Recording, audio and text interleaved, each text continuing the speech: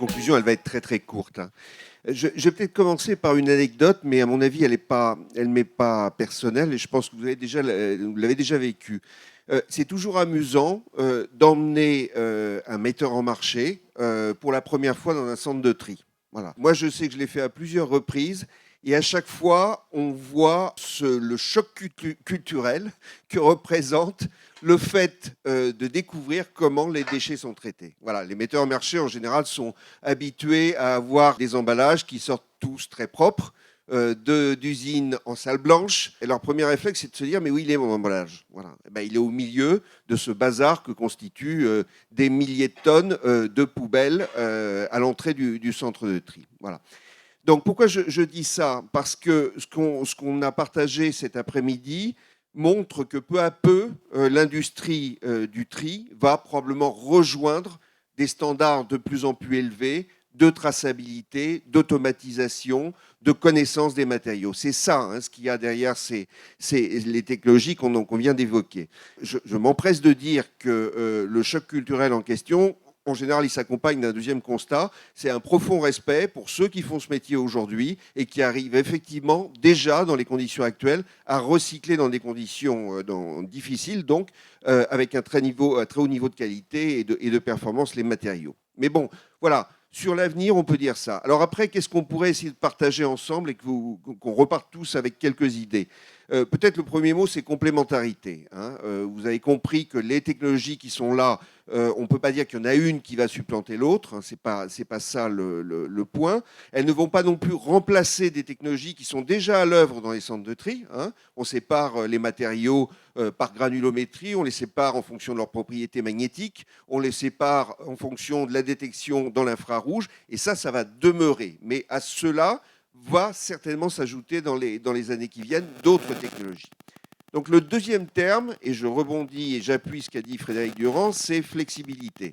Alors, on va être très clair, hein. On a tous trop souvent vécu le cas de centres de tri où pour faire une économie au moment de la construction, on s'est privé des 3 ou 4 ou 5 mètres de tapis en plus qui permettraient, quelques années après, d'ajouter une machine, d'ajouter une étape dans le process. Cette notion de flexibilité, nous on la défend chez Citeo depuis longtemps et il faut vraiment la répéter. Ça n'est pas une incitation à surdimensionner les centres, hein, loin de là, ce n'est pas du tout ça, mais c'est simplement de dire réfléchissez au process tel qu'il est aujourd'hui, à ce que vous permet de faire la technologie aujourd'hui, mais regardez aussi demain, voilà, et essayez de prévoir au minimum l'espace ou l'organisation qui permettra de plugger, d'intégrer dans les centres de tri ces nouvelles technologies. Ça me paraît très très important de le dire comme ça. Le troisième enseignement qu'on peut peut-être retenir, alors ça c'est pour les représentants des metteurs en marché, bon, on va avoir besoin d'informations. Vous avez vu que ces techniques vont capter de l'information, mais elles vont avoir aussi besoin d'informations. Donc, allez-y, commencez à structurer, ou commencez, le terme est un petit peu rapide, structurez vos informations sur les emballages que vous utilisez, sur les matériaux dont ils sont composés, sur leurs variantes. Ça, c'est très important, parce que cette information, par un canal ou par un autre, par le biais des watermarks ou par le biais de l'intelligence artificielle, elle va être très importante demain pour mieux tout simplement trier et recycler les matériaux. Voilà. Alors, dernier mot de conclusion. Vous savez, en général, on dit qu'il y a une dimension qui définit le déchet. Eh bien, cette dimension, c'est simplement l'anonymat. Un déchet, c'est anonyme. C'est le truc qu'on abandonne, qui appartient à personne, dont on ne sait pas très bien ce dont il est. Ce qu'on voit dans ces technologies-là, c'est que l'anonymat du déchet va se lever de plus en plus et que progressivement, on saura de plus en plus précisément de quel objet il s'agit, de quel déchet il s'agit. Peut-être on pourra remonter d'ailleurs dans la chaîne de traçabilité sur ces lieux de consommation. Voilà. Et si cet anonymat tombe, on sera vraiment dans le monde de la ressource. Ça ne sera plus un déchet, ça sera quelque chose qui sera caractérisé, qu'on saura gérer et qu'on saura maîtriser jusqu'à la fin. Ça, c'est vraiment, je pense, très important à avoir. C'est peut-être pas pour demain, c'est peut-être pour après-demain, mais il faut d'ores et déjà s'y préparer. Dernier mot, je rebondis sur la question de Catherine Moncel.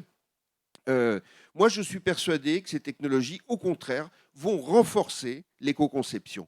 Aujourd'hui, on a beaucoup de metteurs en marché qui disent justement vos centres de tri, c'est un peu la black box, on ne sait pas très bien ce qui s'y passe. Le jour où vous serez capable de nous dire quel est le pourcentage de nos emballages qui sont vraiment triés, qui sont vraiment recyclés, alors on ira plus loin dans les efforts d'éco-conception. Donc je crois que toute l'information qu'on pourra capter, au contraire, poussera tout le monde. Et un petit peu parce que j'ai dit, hein, il n'y aura plus d'anonymat, donc il n'y aura pas une entreprise qui pourra dire je ne sais pas ce qu'il advient de mes déchets. Et ça, je pense que ça sera vertueux pour l'ensemble du système. Le tout dernier mot, c'est qualité.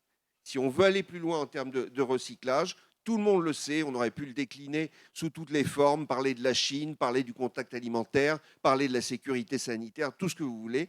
Mais en tout cas, ce qui est certain, c'est que l'avenir sera fait d'une exigence de qualité sur les matériaux de plus en plus élevée. On veut qu'on recycle de plus en plus. Vous avez vu le relèvement des taux de recyclage dans les textes européens ou dans les textes français. Parfait. On va le mettre où, ce recycler? Il faut qu'on puisse le mettre dans un maximum d'applications.